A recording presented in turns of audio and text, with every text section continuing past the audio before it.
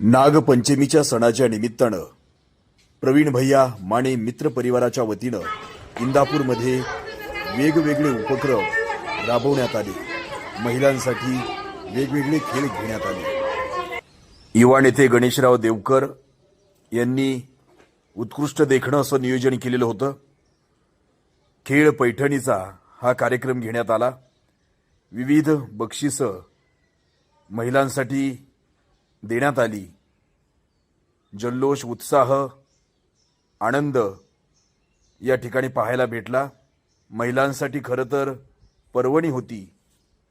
अयो आजकाल वाटून गेला की